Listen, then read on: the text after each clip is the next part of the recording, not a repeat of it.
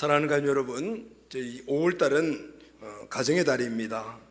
꼭 5월 한 달만이 되게 가정의 달이겠습니까? 가정은 우리의 삶과 신앙의 터입니다. 1년 365일 가정의 날이 돼야 되겠죠. 아멘.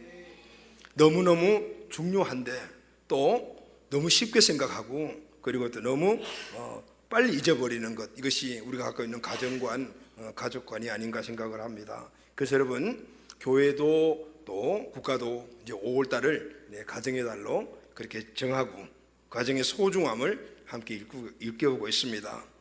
근데 오늘 세 번째 주일은 우리가 부부주일로 지킵니다. 교회들은 5월 첫째 주일을 어린이 주일, 둘째 주일을 어버이 주일, 셋째 주일, 오늘 주일을 부부주일로 이렇게 지키게 되죠. 국가가 정한 이 부부의 날은 5월 21일입니다. 5월 21일이니까 이번 주 화요일이죠. 왜 21일을 부부의 날로 정했는가 하면은 21일은 바로 둘이 하나가 되는 날이다는 의미에서 그렇게 된, 부부는 두 사람이지만 한 사람이다. 그래서 21일을 부부의 날로 정한 것 같아요. 그래서 2007년도에 국회가 이 법정 기념일로 지정하여서 오늘 예수 믿지 않는 분들도 이 부부의 날을 지키고 있습니다. 그런데 둘이 하나가 된다는 이 부부의 개념은 성경적입니다. 성경에도 보게 되면 둘이 합하여 어떻게 해서 하나가 되라 이렇게 말씀하시죠. 그래서 부부는 둘이지만은 하나, 그래서 둘이 하나가 되는 이것이 바로 부부입니다. 그런데 여러분, 오늘 우리의 가정을 이루는 우리 부부들, 가정의 가장 기초트가 되는 우리 부부들인데, 이 부부가 두 사람이 하나가 된다는 것이 쉽습니까? 어렵습니까? 그렇게 쉽지 않습니다. 쉽지 않아요. 어려워요. 서로 남남인 두 사람이 하나가 돼야 이렇게 부부로 산다는 것, 남남인 두 사람이 만나서 하나가 되어서 부부가 되어 하나로 산다는 것은 결코 쉬운 일이 아닙니다. 그러나 여러분, 한편으로 이 부부의 만남은 대단한 인연입니다. 세계 인구가 약 60억이라고 우리가 가정을 한다면, 그러면 남자 여자가 반반 나누면 30억 30억인데 30억 여자 가운데 한 사람이 나의 아내요, 30억 남자 가운데 한 사람이 나의 남편, 이렇게 만났다는 것은 여러분, 이것이 어떻게 우연이겠습니까? 여러분, 절대 우연이 아니다라는 거죠. 그런데 여러분, 또 여기서 끝나는 것이 아니에요. 이 본해픈 목사님은 이런 말씀을 하셨어요. 사랑은 사람의 일이고 결혼은 하나님의 일이다 라고 했습니다. 다시 말하면 누구나 사랑은 할 수 있지만 결혼으로 이어지는 것은 그 안에 하나님의 뜻이 있다, 이 말이에요. 할렐루야. 또 사랑은 우리 인간적인 감정이면 충분하지만은 결혼은 그 이상의 것이다. 그 결혼이란 그 결혼 안에는 하나님의 뜻이 들어있다라는, 이 뜻을 우리가 알고 그리고 만나고 결혼하고 가정을 이루어가야 해요. 이것이 바로 성경적인 가정관이요, 성경적인 부부관입니다. 그래서 여러분, 한 남자와 한 여자가 만나 결혼한다는 것은 기적과 같습니다. 왜냐하면 30억 중에 한 명을 만났다는. 그런데 확률로도 그렇지만은 인간 사랑의 감정까지 넘어선 하나님의 계획과 은총이 이 두 사람이 만나서 결혼했다는 것도 있기 때문에 오늘 이것은 정말 기적이요, 운명입니다. 그래서 여러분, 부부의 만남은 절대 우연이 아닙니다. 할렐루야, 아멘. 부부의 만남은 절대 우연이 아니에요. 기적 가운데 기적이다. 여러분 생각해 보십시오. 오늘 우리가 남남이 만나 부부가 되고, 그리고 또 그 부부의 아름다운 삶을 이루어가는 것들은 우리의 바람만이 그 안에 있는 것이 아니에요. 그 바람 안에 하나님의 계획이 함께 들어가 있다는, 이 하나님의 계획이 이 부부 안에 들어있다는 이 사실을 깨닫게 되고, 그리고 그 원리대로 우리가 살아가게 될 때 진정한 하나님 주시는 부부의 사랑의 축복을 누릴 수가 있게 되는 것입니다. 할렐루야. 자, 그래서 여러분, 이 시간 우리가 말씀 듣기 전에 우리 함께 모든 부부를 축복하기를 원합니다.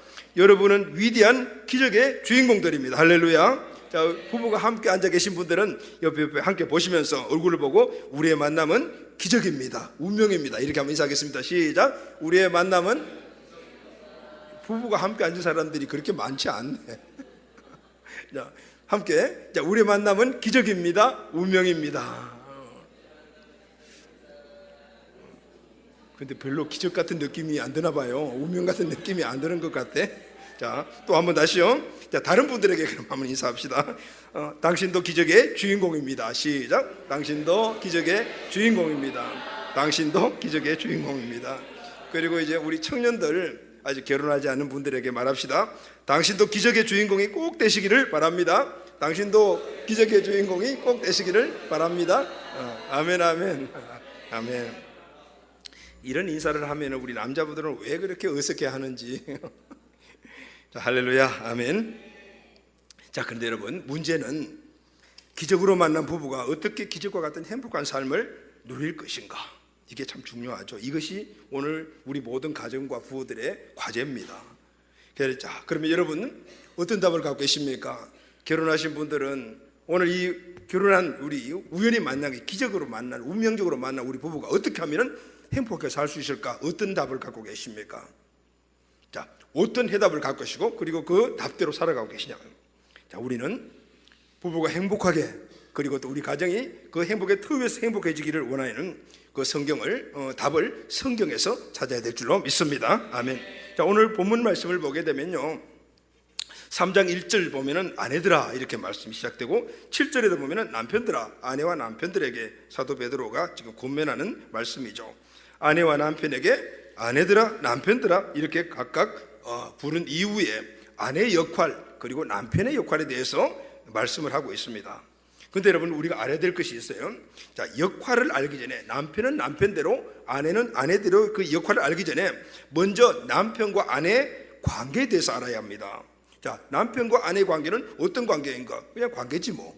여러분, 그 이상의 관계가 있다. 오늘 이 그 이상의 관계를 우리가 알아야 되죠. 그래야만이 각각 아내의 역할, 남편의 역할을 감당할 수가 있습니다. 그리고 또 하나는 이 부부 관계의 역할과 함께 왜 부부로 우리가 살아가야 하나?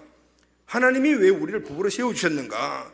우리 부부가 함께 해야 될 목표, 목적을 알아야 합니다. 그래야만이 이런 것들이 함께 어우러지게 될 때 그 안에서 진정한 이 부부로서의 삶의 행복, 그리고 가정의 터가 되는 이 부부의 삶을 통한 가정의 행복이 이루어지게 되는 것입니다. 사랑하는 여러분, 오늘 말씀을 통해서 우리 가정의 행복의 기초가 되는 이 부부관계, 그리고 이 관계에 대한 역할, 그리고 또 이 목적을 우리 믿음으로 잘 깨닫게 되기를 주의 이름으로 축원합니다. 그래서 우리 모든 가정들의 부부들이 진정으로 행복해지는 그런 가족들이 꼭 되시기를 예수 그리스도 이름으로 축복합니다. 아멘. 자, 그럼 먼저 우리가 알아야 될 것이 있습니다. 부부의 관계는 두 사람이 만나 하나가 이루어진 부부인데, 이 부부의 관계는 육체적인, 육신적인 관계 이상의 관계다.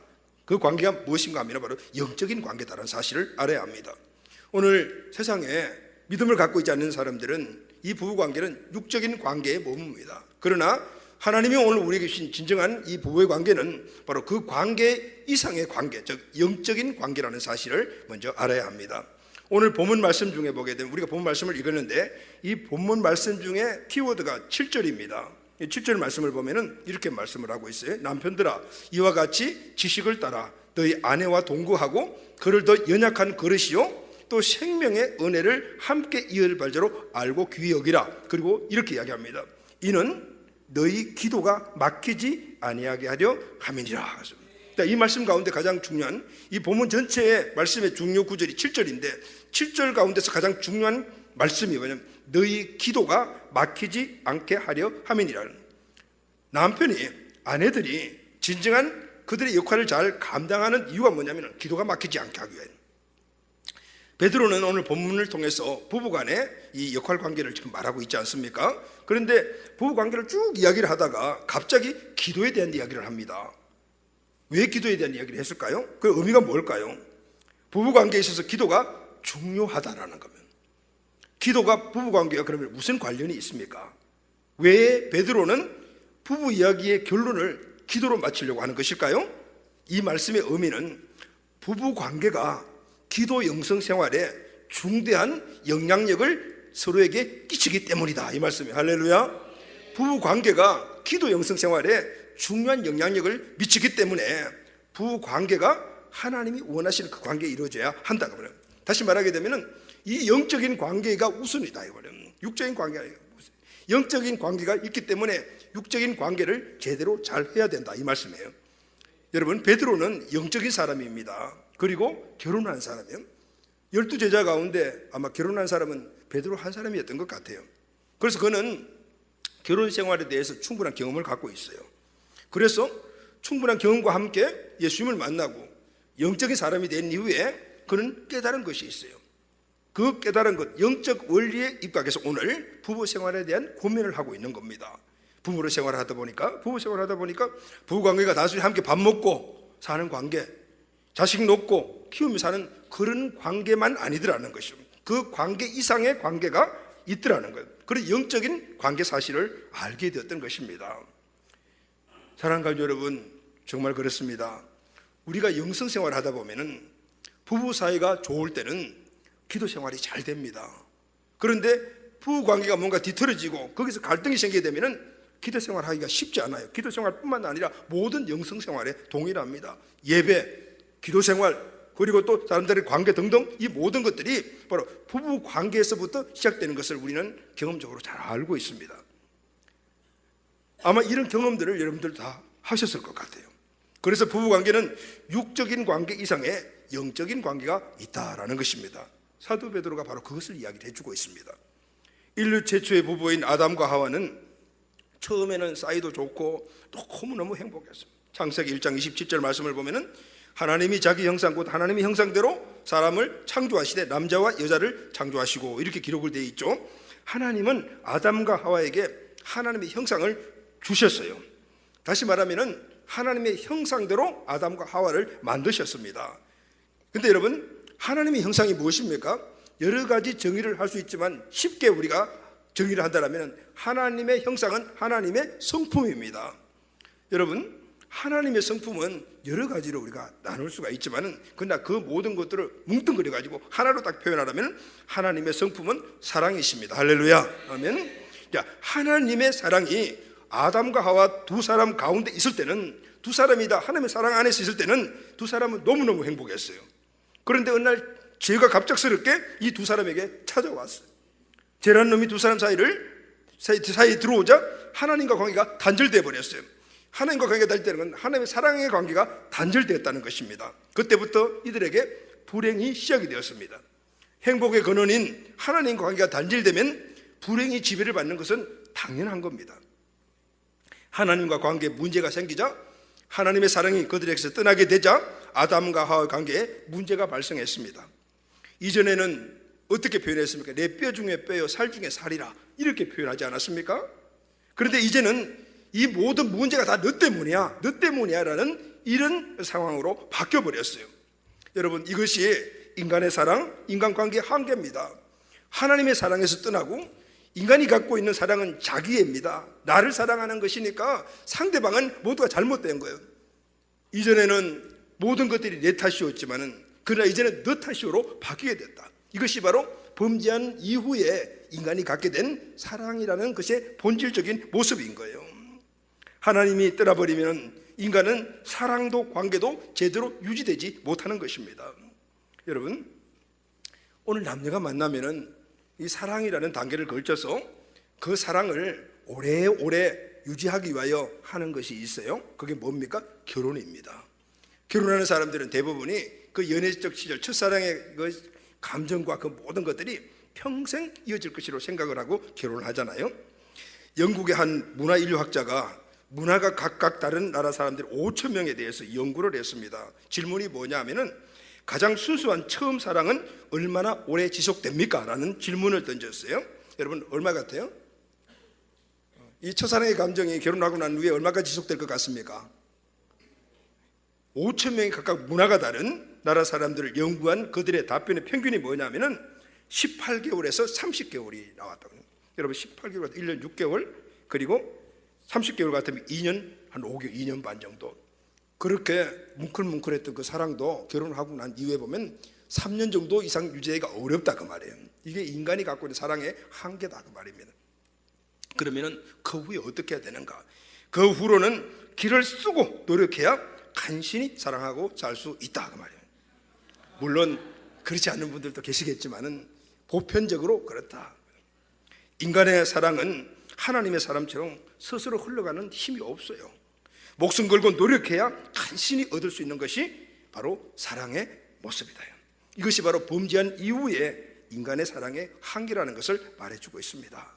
여러분, 범죄한 결과 부부는 서로 의존하고 지배하면서 사는 고통이 찾아왔어요.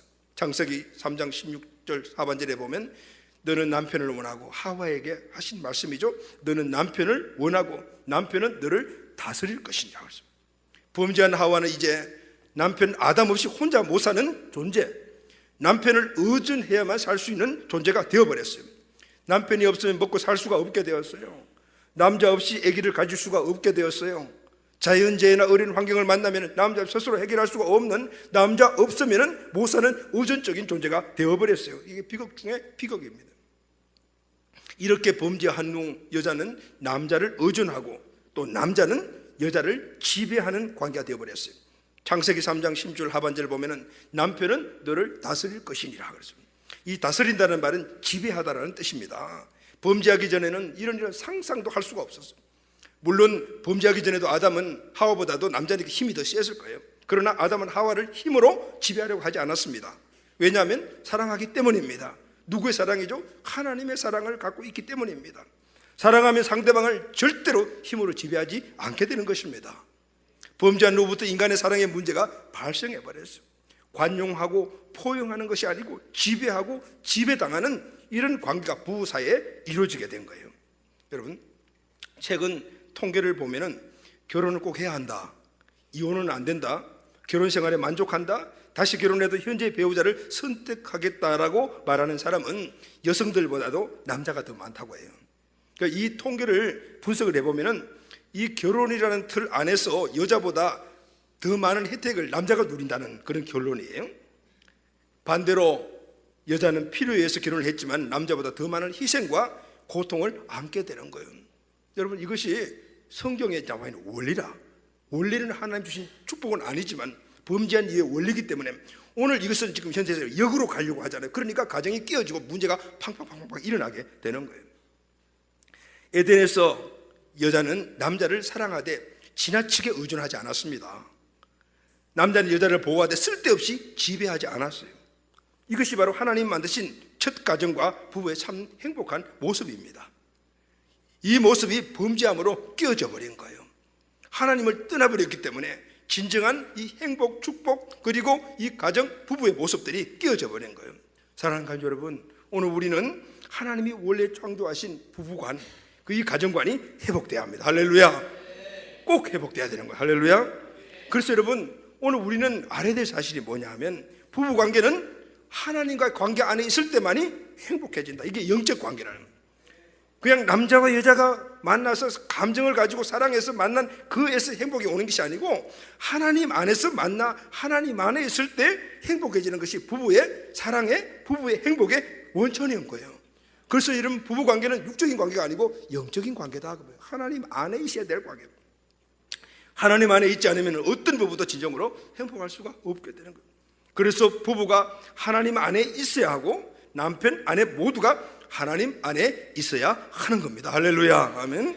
이 영적 관계 안에 있어야 진정한 행복한 부부가 될 수가 있습니다. 자, 그럼 여러분, 이렇게 부부관계는 육적인 관계 이상의 영적인 관계가 돼야 된다. 그래서 하나님 안에 있어야 되는데, 그러면은 영적 관계 안에 있는 이 부부 어떻게 살아가야 되는가, 구체적으로 어떤 삶을 살아가야 하는가, 이게 또 하나의 우리가 알아야 되겠습니다. 영적 관계 안에 하나님 안에서 맺어진 부부는 하나님의 뜻을 따라서 살아가야 합니다. 할렐루야. 하나님의 뜻을 따라서 살아가야 하는 겁니다. 오늘 베드로전서 3장 1절 말씀 보면은 아내들아 이와 같이 자기 남편에게 순종하라 그랬죠. 이 순종이라는 말의 헬라어가 휘포타수메니아라는 말이에요. 이 휘포라는 말은 밑에라는 뜻이고 타수메니아라는 말은 놓다라, 그러니까 밑에다가 놓다, 그러니까 밑에다가 놓다래요. 다시 말하면은 아내들아 너희는 남편에게 순종하라는 것은 너희의 위치를 아내는 남편 밑에 놓아라 이 말인 거예요. 아내는 자기를 남편 밑에 놓아라, 즉 아내는 남편에게 순종하라 그 말이에요. 순종하라. 자, 여러분, 아내는 남편에게 순종하라, 에베소에 가면 복종하라라고 나오잖아요. 자, 이 말이 나오면은 우리 남성들은 졸다가도 큰 소리로 아멘 아멘 하나요. 아멘 아멘. 그런데 여성들에게는 이 말이 너무 부담스러운 말이에요. 특히 오늘 현대는 남녀가 동등하다라는 거예요. 남녀가 동등하다, 이것을 주장하는 시대입니다. 이런 때 아내는 남편에게 복종해야 된다, 이런 말을 아무 곳에서나 하게 되면 잘못하면 맞아 죽어요. 그러니까 장소와 위치를 잘 선택해서 이야기를 해야 돼요. 근데 여러분, 이 말씀은 하나님의 말씀이잖아요. 하나님의 말씀이라면은 그 안에 하나님의 놀라운 뜻이 있죠. 할렐루야. 그 뜻은 어떤 뜻이면 좋은 거죠. 하나님이 우리가 하신 말씀은 우리의 갖고 있는 시각, 우리가 갖고 있는 지식이나 경험이나 어떤 이런 것들을 통해서 이해가 안 되지만은 하나님은 선하신 분이고 좋으신 분이시기 때문에 우리 생각으로는 이해가 안 되더라도 좋은 것임을 믿습니까? 아멘. 우리에게 양약이 되는 거예요. 그래서 이 말씀도 우리에게 이해가 안 되는 그런 많은 의미들이 포함되어 있다 하더라도 오늘 이 말씀은 하나님이 우리 주신 말씀이기 때문에 우리에게는 좋은 말씀인 거예요. 할렐루야. 아멘. 하나님의 놀라운 뜻이 이 안에 포함되어 있다 그 말이에요. 미국 사람 작가 로라 도일이라는 분이 쓴 아내여 항복하라라는 책이 있어요. 여러분, 행복하라가 아니고 항복하라는, 아내여 항복하라라는 책이 있습니다. 이 로라 도일은 원래 여권주의자였습니다. 남녀 평등을 강하게 외치는 그런 분이었어요. 그는 남자와 여자는 평등하다고 믿었기 때문에 남편과 늘 동등하게 행동을 했다고 합니다. 그러다 보니 남편에게 잔소리도 하게 되고 남편의 단점을 끌어내가지고 바꾸게 만들려고 그렇게 늘 잔소리하고 지적하고 충고하고 그랬다고 그래요.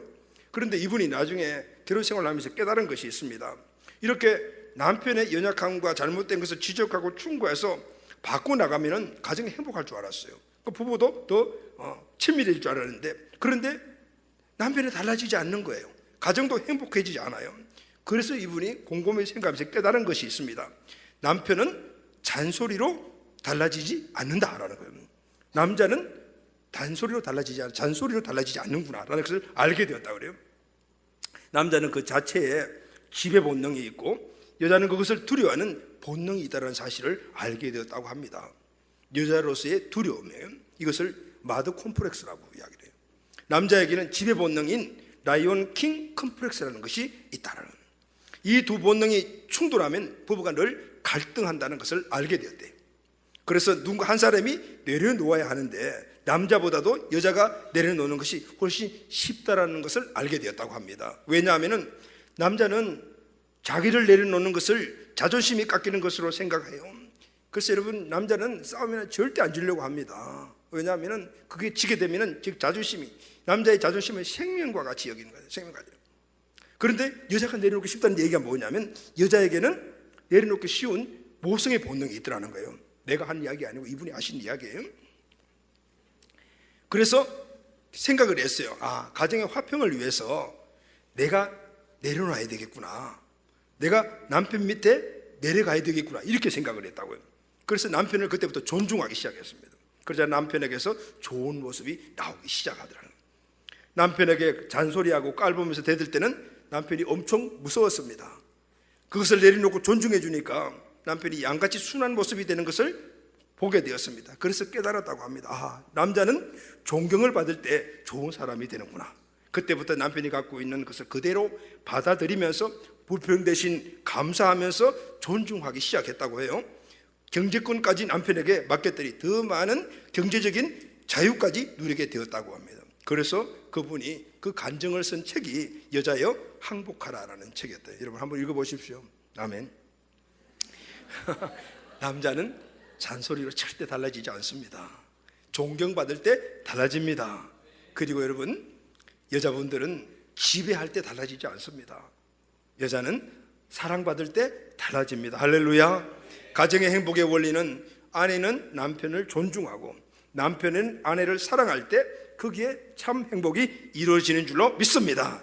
여러분, 이 말을 남자의 지배 본성을 합리화하라는 말이 아닙니다. 본문에서 베드로 사도가 그 말씀을 하고 있는 거예요. 1절 중반절에 보면은 이런 혹 말씀을 순종하지 않을지라도 말로 말미암지 않고 그 안에 행실로 말미암아, 마지막이 뭐냐면은 서로 존중하고 사랑하는 이유가 뭐냐면은 구원을 받게 하려 함이니라라고 말씀하고 있어요. 이 말씀의 키워드가 바로 구원입니다. 다시 말하면은 왜 아내는 남편에게 순종해야 하는가? 남편이 구원받게 하기 위하여. 남편은 아내를 왜 사랑하고 귀히 여겨야 하는가? 아내가 구원받게 하기 위하여. 오늘 그것이 목적이라는 거예요. 여러분, 구원이 무엇입니까? 좁은 의미에서 구원은 우리가 죽으면 천국 가서 하나님과 영원히 사는 것입니다. 그러나 넓은 의미의 구원은 우리가 죽고 난 이후에 천국에 사는 것은 당연한 것이고, 오늘 이 땅에서 하나님과 함께 살 때 주시는 풍성한 삶을 누리고 살아가는 것인 줄로 믿습니다. 모든 영역의 구원을 말하는 것입니다. 왜 아내와 남편이 서로 존중하고 사랑해야 되느냐? 모두가 함께 구원받기 위한 것이, 할렐루야. 그래야만이 모두가 구원받을 수가 있기 때문에. 베드로가 아내들에게, 남편에게 복종하라는 말의 진리는 가정이 행복하고 부부가 행복하고 원만하고 그리고 평안한 삶을 살아가는 것, 물론 맞습니다. 그런데 베드로가 또한 이 말씀 가운데서는 그 이상의 또 의미가 또 있어요. 아내와 남편과 아내가 함께 하나님을 믿고 하나님 주신 복을 누려야 하는 것 당연합니다. 그걸 위해서 말씀을 하고 있어. 이 땅에서 가정 천국을 이루고 영원한 나라에서 영원한 행복을 가지고 살아가야 하는 것 맞습니다. 사랑과 행복은 오직 하나님 안에 있을 때만 가능하기 때문입니다. 하나님을 떠난 부부에게는 참 행복이 없어요. 가정 행복도 물론 없습니다. 그래서 이 땅에서 천국을 이루는 삶을 살고 또 영원한 나라에서 하나님과 참된 삶을 위해서는 부부는 반드시 꼭 함께 구원을 받아야 합니다. 할렐루야. 그래야만이 온 하나님 주시는 온전한 부부의 사랑과 가정 행복을 누릴 수가 있는 것입니다.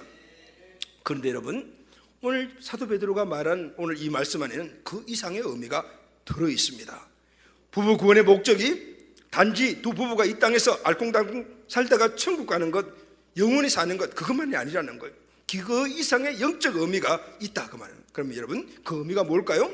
부부가 이 땅에서 서로 존중하고 사랑하고 그래서 행복하게 살아가야 되는데, 그 행복하게 살게 하는 목적이 있는 거예요. 하나님이 그렇게 살으라고 말하는 목적이 있다가 말이에요. 그 목적이 뭘까요? 그 목적은 서로 돕는 자가 되게 하는 것입니다. 할렐루야. 본문 7절에 보면은, 남편들아 이와 같이 지식을 따라 너희 아내와 동거하고 그를 더 연약한 그릇이요 또 생명의 은혜를 함께 이어받은 자로 알고 귀히 여기라. 이는 너희 기도가 막히지 아니함이라. 여기 보면 귀중하게 여기라 그랬죠. 남편 아내를 귀중하게 여기라, 소중하게 여기라고 말합니다. 부부는 오늘 남편과 아내와 남편과 아내 모두가 함께 소중하게 서로를 여겨야 됩니다. 왜 서로가 소중하게 여겼냐면은, 아내와 남편이 구원을 받다라면 아내와 남편 모두가 하나님의 생명의 은혜를 받은 자이기 때문입니다. 할렐루야. 생명의 은혜를 받은 자이기 때문에 서로 소중하게 여겨야 되는 거예요. 함께 구원을 받았기 때문입니다. 자, 그러면 하나님으로부터 함께 하나님의 생명의 은혜를 받았다면 이 아내와 남편이 동일하게 두 사람이 함께 이렇게 해야 될 일이 있어요. 그게 뭘까요?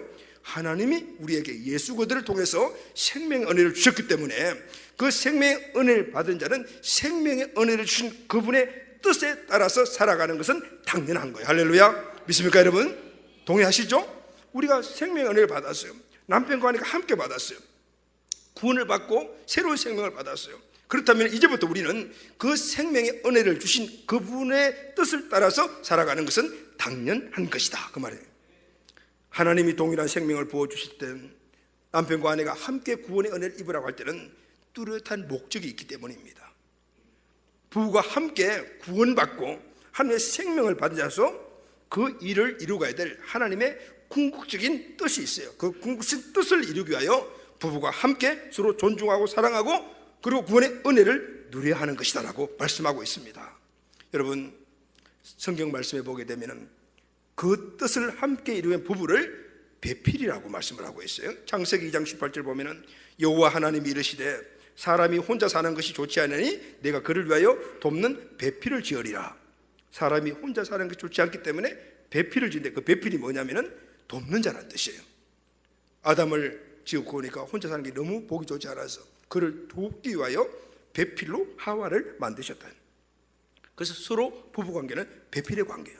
여러분, 배필은 돕는 자, 조력자, 헬퍼라는 뜻을 갖고 있어요.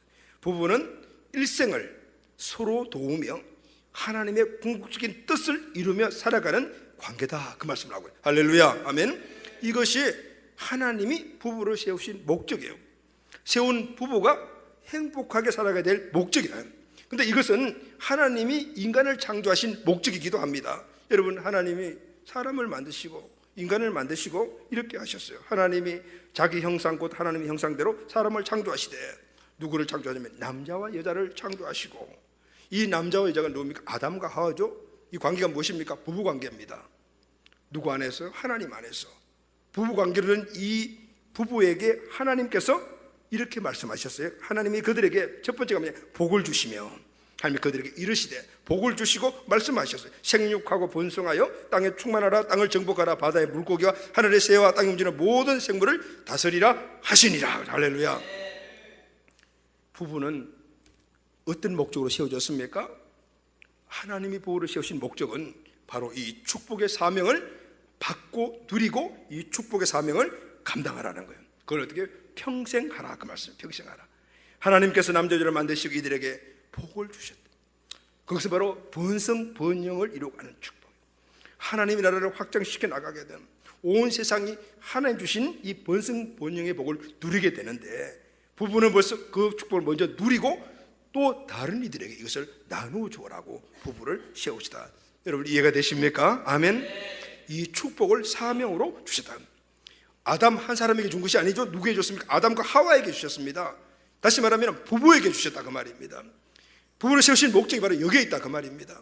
만약에 아담 한 사람이 필요하면 아담 한 사람만 불러가지고 축복 주는, 아니, 부부를 만드시고 부부에게 생육하고 번성하고 충만하고 정복하고 다스리라는 이 번성 번영의 축복을 주시는. 그러니까 아담과 하와는 오늘 이 축복을 받고 이 축복을 누리고 이 축복을 나누어주는 것이 이 부부의 뭐죠? 목표요, 비전이요, 사명이다 그 말입니다. 이 목적을 위해서 부부는 반드시 첫 번째 해야 될 일이 함께 구원을 받아야 합니다. 만약 부부 중에 한 사람이 불신이라면 서로 구원을 받도록 애쓰고 힘써야 합니다. 할렐루야. 그래서 부부는 육적 관계를 넘어서 하나님 안에는 영적 관계라 그 말씀이에요. 아내와 남편은 성경이 가르치는 하나님의 말씀에 순종하여 남편과 아내의 역할을 제대로 잘 감당해서 안정적인 부부 관계를, 안정적인 행복 가정을 만들어 가야 하는 겁니다. 그래야만 서로 돕고 의지하며 이 하나님 주신 축복의 사명을 받고 누리고 감당하고 나눠줄 수가 있는 거예요. 개인이 복을 받고 우리 가족이 복을 받고 우리 가문이 복을 받아서 그 축복을 민족과 열방으로 흘러보낼 수가 있게 되는 거예요. 만약에 부부가 갈등이 생기고 예수 한쪽을 믿지 않고 문제가 생기고 행복하지 못하면 하나님이 사명으로 주신 이 축복을 부부 가정이 누리지도 못할 뿐만 아니라 열방까지 나눠줄 수도 없게 되는 거예요. 왜 여러분 우리 부부 관계가 하나님이 왜 이렇게 서로 존중하고 사랑하는 관계로 아름다운 행복한 가정이 되라고 하신 말씀의 의미를 아시겠습니까? 하나님이 주신 놀라운 인간 창조의 목적인 번성 번영의 축복을 누리고 우리 가족 자녀들이 누리고 그리고 그것을 다른 모든 사람들에게 나눠주기 위하여 오늘 부부를 건강하게 세워가게 하시는 거예요. 할렐루야. 아멘. 그래서 여러분 아내와 남편은 서로 돕는 자가 돼야 돼요. 헬퍼가 되는 거예요. 배필이 돼야 되는 거예요. 모든 영역에서 서로 도와줘요. 든든히 세워가야 되는 거예요.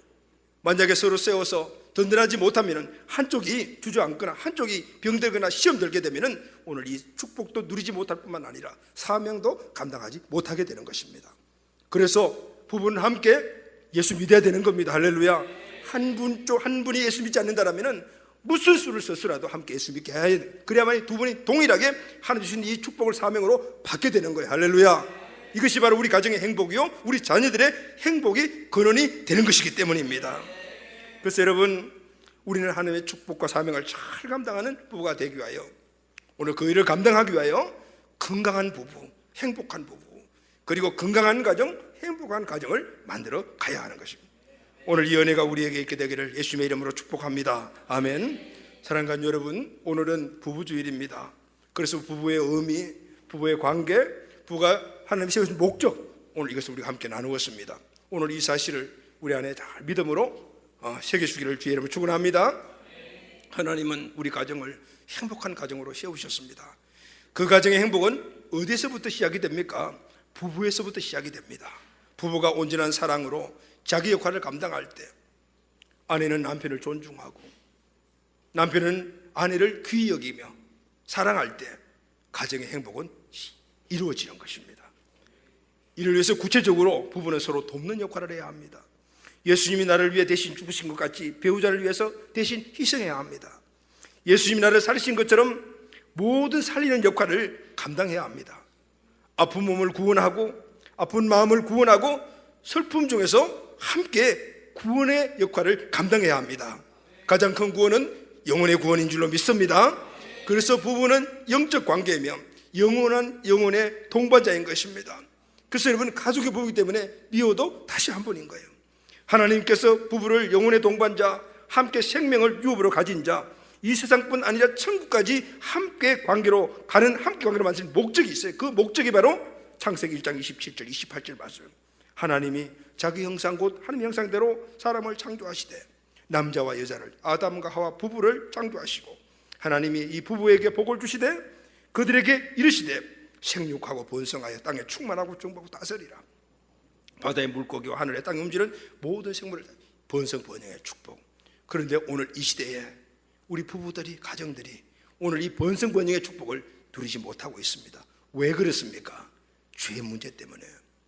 함께 한 비전과 한 사명으로 하나가 되지 못했기 때문에. 그래서 이 지구한 축복을 누리지 못할 뿐만 아니라 이 사명을 나누지 못하고 있는 것입니다. 사랑하는 가족 여러분, 올해는 꼭 우리 부부들이 영적 관계가 100% 회복되기를 바랍니다. 아멘. 그래서 서로 존중하고 사랑하는 관계를 말미암아 모든 영역에서 서로 구원자 역할을 감당하여서 하나님이 오늘 부부를 통해 주신 번성 번영의 축복이 우리 부부뿐만 아니라 우리 자손들에게까지 이어지고 그것이 계속해서 우리 가문까지 흘러가 우리 가문에서 요셉과 같이 열방까지 영향을 미치는 이런 놀라운 축복의 가문이 꼭 되시기를 예수님의 이름으로 축원합니다. 아멘.